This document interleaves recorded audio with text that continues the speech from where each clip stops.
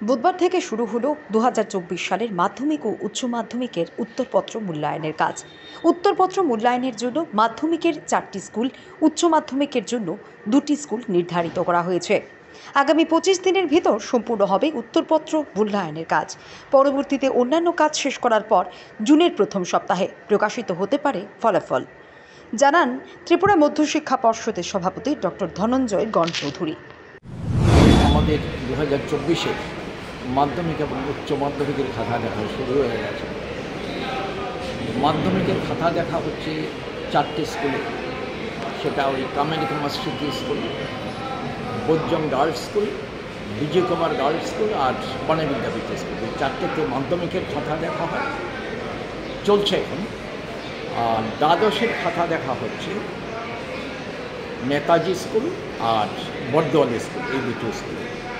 এখনই আজকে 11টার মধ্যে অনেক এক্সামিনার, স্ক্রুটিনাইজার, বাহির এক্সামিনার এসে গেছেন। আমরা তো আছি সাথে, তো কাজ শুরু হয়ে গেছে। হয়তো ছোট 2-1টা সাবজেক্ট শুরু হবে এর মধ্যেই এমন। আর আমরা আশা করছি যে খাতা দেখার কাজটা দিন 25 এমন লাগতে পারে।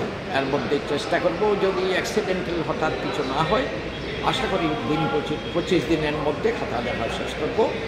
তার পরবর্তী দিন 10-15 দিনের মধ্যে রেজাল্ট পাবলিশ করতে পারব। অর্থাৎ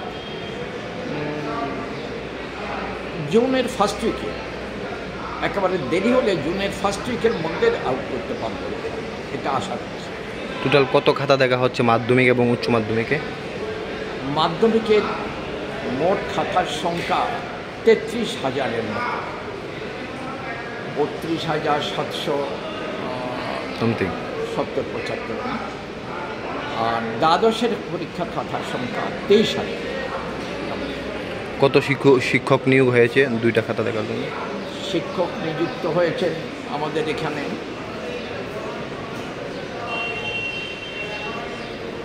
আমি একটু করা হয়েছে।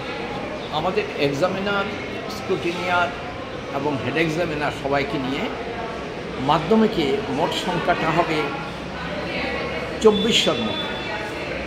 আর দ্বাদশে 2000-এর কাছাকাছি।